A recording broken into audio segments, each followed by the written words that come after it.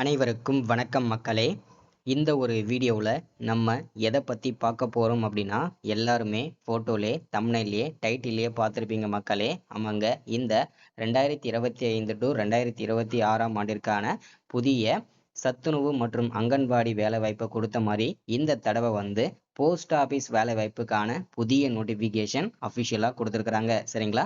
இந்த post office GDS வேலைவாய்ப்பை பொறுத்த வரைக்கும் நமக்கு ஒரு வருஷத்தில் ஒரு தடவையாவது நோட்டிஃபிகேஷன் விடணும். ஆனால் கடந்த 3-4 வருடங்களாக ஒரு வருஷத்துலேயே 2 தடவை நோட்டிஃபிகேஷன் விடுற ஒரே அரசு வேலை அப்படின்னா அது இந்த போஸ்ட் ஆஃபீஸ் ஜிடிஎஸ் வேலைவாய்ப்பு தாங்க. சரிங்களா? இந்த தடவை கிட்டத்தட்ட நமக்கு 98,000த்திற்கும் மேற்பட்ட வேகன்சி அஃபிஷியலாக ஆல் ஓவர் இந்தியா ஃபுல்லாக கொடுத்துருக்குறாங்க. அதில் தமிழ்நாடுக்கு மட்டும், அதாவது குறிப்பாக 38 மாவட்டத்திற்கு சேர்த்து டோட்டலாக நமக்கு 32,500க்கும் மேற்பட்ட வேகன்சி கொடுத்துருக்குறாங்க. சரிங்களா? இந்த 32,500க்கும் மேற்பட்ட வேகன்சியை 38 மாவட்டத்திற்கும் எவ்வளவு வேகன்சி கொடுத்துருக்குறாங்க, அதில் ஒவ்வொரு மாவட்ட வாரியாக எவ்வளோ வேகன்சி கொடுத்துருக்குறாங்க. இந்த போஸ்ட் ஆஃபீஸ் ஜிடிஎஸ் வேலைவாய்ப்பை பொறுத்த வரைக்கும் அப்ளை பண்ணவங்களுக்கு தெரியும். இதற்கு முன்பாக 2 வகையான போஸ்டிங் நம்ம விண்ணப்பிச்சிருப்போம். அதே சேம் தான் இந்த தடவையும் 2 வகையான போஸ்டிங், அதாவது விற்பனையாளர் 3 வகையான போஸ்டிங் தான் நம்ம விண்ணப்பிக்க போகிறோம். என்னென்னா Gramin Dak Sevak GDS branch post master BPM, assistant branch post master ABPPM. அதாவது இந்த 3 வகையான போஸ்டிங்கை பற்றி தான் இந்த வீடியோவில் முழுமையாக ஒரு வீடியோவாக இருக்க போகுது. யாரெல்லாம் விண்ணப்பிக்கலாம், என்னென்ன பண்ணணும், அதே மாதிரி அப்ளை பண்ணுறதுக்கு என்னென்ன டாக்குமெண்ட் வேணும், என்னென்ன ஃபார்மெட்டில் வேணும், அதே மாதிரி இந்த வேலைக்கு அப்ளை பண்ணுறதுக்கான ஸ்டார்டிங் டேட் என்ன, அஃபிஷியல் வெப்சைட் என்ன, எல்லா டீட்டெயில்ஸுமே தெளிவாக துல்லியமாக பார்த்து தெரிஞ்சுக்க போகிறோம். இது எல்லாமே நம்ம பார்த்து தெரிஞ்சுக்கிறதுக்கு முன்னாடி நமது கவர்மெண்ட் ஜாப் டெய்லி அப்டேட் சேனலுக்கு இப்போ தான் நீங்கள் ஃபர்ஸ்ட் டைமாக முதல் முறையாக நமது சேனலை பார்க்குறீங்க, நமது வீடியோவை பார்க்குறீங்க அப்படின்னா மறக்காமல் சப்ஸ்கிரைப் பண்ணிவிட்டு பக்கத்தில் இருக்கிற பெல் பட்டனை கிளிக் பண்ணி ஆளுன்ற ஆப்ஷனில் போட்டு வச்சுக்கோங்க. அப்போ தான் நம்ம போடக்கூடிய அரசு துறையிலேருந்து வரக்கூடிய எல்லா விதமான கவர்மெண்ட்டோட ஜாப்ஸாக இருக்கட்டும், அப்டேட்ஸாக இருக்கட்டும், நோட்டிஃபிகேஷனாக இருக்கட்டும், எதுவாக இருந்தாலும் சரி நீங்கள் உடனுக்குடனே நமது சேனலில் ஈஸியாகவே துல்லியமாகவே தெரிஞ்சுக்க முடியும். அது மட்டும் இல்லாமல் உங்களுடைய ஃப்ரெண்ட்ஸ், ரிலேட்டிவ்ஸ், கான்டாக்டில் இருக்கக்கூடியவங்க எல்லாருக்கூடையும் ஷேர் பண்ணிங்கன்னா ரொம்ப ரொம்ப பயனுள்ளதாக இருக்குங்க. ஏன்னா இந்த மாதிரி முக்கியமான கவர்மெண்டோட ஜாப்ஸ் வீடியோஸ், அப்டேட் வீடியோஸ் எல்லாமே நீங்கள் உடனுக்குடனே தெரிஞ்சுக்கணும் அப்படின்னா நமது சேனலில் ரெகுலராக ஃபாலோ பண்ணால் மட்டும்தான் தெரியுங்க. சரிங்களா? சரி, ஓகே, வாங்க வீடியோக்குள்ளே போயிட்டு இதற்கான முழு தகவலும் பார்த்து தெரிஞ்சுக்கலாங்க. சரிங்களா? ஃபர்ஸ்ட் இந்த வேலைவாய்ப்பானது எங்கேருந்து வந்திருக்குன்றதை நம்ம ஃபர்ஸ்ட்ல தெரிஞ்சுக்கணும் இல்லையா? இந்த வேலைவாய்ப்பானது ஃபர்ஸ்ட்ல எங்கேருந்து கொடுத்துருக்காங்க அப்படின்னா, இந்திய அஞ்சல் துறையிலிருந்து தான் இந்த வேலைவாய்ப்புக்கான புதிய நோட்டிஃபிகேஷன் அஃபிஷியலாக கொடுத்துருக்குறாங்க. சரிங்களா?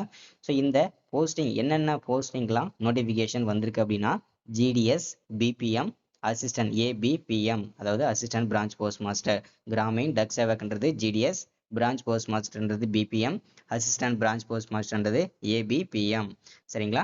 ஸோ இதுதான் 3 வகையான போஸ்டிங். இந்த 3 வகையான போஸ்டிங்க்கு இதற்கான ஜாப் நேச்சர் எப்படி இருக்கும் அப்படின்னு கேட்டிங்கன்னா, ஃபர்ஸ்ட் ஜிடிஎஸ் கிராமின் டக் சேவாக், இதோட போஸ்டிங்கை பொறுத்த வரைக்கும் பார்த்தீங்கன்னா நமக்கு லெட்டர் வந்ததுன்னா வீடு வீடாக போயிட்டு நமக்கு கொரியர் பண்ணுவாங்க இல்லையா, ஊராக போயிட்டு லெட்டர் கொடுப்பாங்க இல்லையா போஸ்ட்மேன் ஒருத்தர், அவங்களுக்கு பேர் தான் கிராமின் டக் சேவாக் ஜிடிஎஸ். சரிங்களா? அடுத்ததா பிபிஎம், அதாவது பிரான்ச் போஸ்ட் மாஸ்டர். சரிங்களா?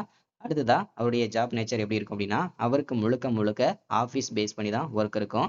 அவருக்கு ஒவ்வொரு மாவட்டத்துக்கும் ஒரு போஸ்ட் ஆஃபீஸோட ஹெட் ஆஃபீஸ் இருக்கும் இல்லையா, அந்த ஹெட் ஆஃபீஸில் போயிட்டு தான் அவர் ஒவ்வொரு பின்கோடுக்கும் எவ்வளோ லெட்டர் வந்திருக்குது, எவ்வளோ பார்சல் வந்திருக்கு எல்லாமே கரெக்டாக பின் பண்ணி வச்சு எல்லாமே சிக்னேச்சர் பண்ணி அனுப்புறது தான் இவருடைய பிரான்ச் போஸ்ட் மாஸ்டருடைய வேலை. அடுத்ததா இந்த ஏபிபிஎம், அதாவது ஏபிபிஎம், இவருடைய ஜாப் நேச்சர் எப்படி இருக்கும் அப்படின்னு கேட்டிங்கன்னா, இந்த பிரான்ச் போஸ்ட் மாஸ்டர் இல்லாத நேரங்களில் அவருடைய வேலைகள், அதாவது பிரான்ச் போஸ்ட் மாஸ்டருடைய முழுக்க வேலை எல்லாமே இந்த அசிஸ்டன்ட் பிரான்ச் போஸ்ட் மாஸ்டர் தான் செஞ்சு ஆகணும். அடுத்ததா total number of vacancy. Total number of vacancy அப்படின்னு பார்த்தோம்னா டோட்டலாக 32,500க்கும் மேற்பட்ட வேகன்சி நமக்கு கொடுத்துருக்குறாங்க. அப்ளை மூட பொறுத்த வரைக்கும் முழுக்க நம்ம ஆன்லைனில் தான் பண்ணி ஆகணும். அப்ளை பண்ணுறதோட ஸ்டார்டிங் டேட் வரக்கூடிய 1ஆம் தேதியிலேருந்து இன்னும் ஒரே நாள் தான் டைம் இருக்குது. அப்ளை பண்ணுறதுக்கு ஸ்டார்ட் பண்ணிவிடுவாங்க. ஸோ எல்லாருமே அஃபிஷியலாக வெப்சைட்லேயே அப்ளை பண்ணிக்கலாங்க.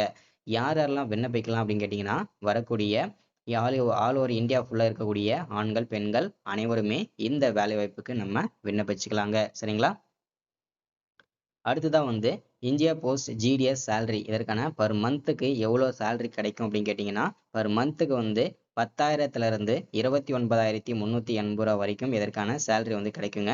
இது வந்து ஸ்டார்டிங் சேலரி மட்டும் தான், ஜென்ரல் நார்மலான சேலரி தான். இது மட்டும் இல்லாமல் போக போக நமக்கு ஒரு 50,000 60,000 வரைக்கும் இதற்கான சேலரி வந்து கிடைக்கிறதுக்கான வாய்ப்புகள் இருக்குங்க. சரிங்களா? ஏன்னா அவ்வளோ பெரிய இன்கம் இதில் இருக்குங்க. ஸோ இது எல்லாமே எக்ஸ்பீரியன்ஸ் ஆக ஆக தான் உங்களுக்கும் சேலரி இன்க்ரிமெண்ட் கிடைக்கும். அடுத்ததா மினிமம் ஏஜ் என்ன, மேக்ஸிமம் ஏஜ் என்ன அப்படின்னு கேட்டிங்கன்னா மினிமம் நம்மளுக்கு 18 வயசு கம்ப்ளீட்டாக இருந்ததுனாவே நம்ம அப்ளை பண்ணுறதுக்கு ஸ்டார்ட் பண்ணிடலாங்க. மேக்ஸிமம் வந்து 40 வயசுக்குள்ளே இருக்கக்கூடிய ஆண்கள் பெண்கள் அனைவருமே விண்ணப்பிச்சுக்கலாங்க. சரிங்களா? அடுத்ததா எஸ்டி எஸ்டி பிடபிள்யூ இந்த கேண்டிடேட்ல வரீங்க அப்படின்னா நீங்கள் 5 வருஷம் வயது தளவு நீங்கள் 45 வயசு வரைக்கும் விண்ணப்பிச்சுக்கலாம்.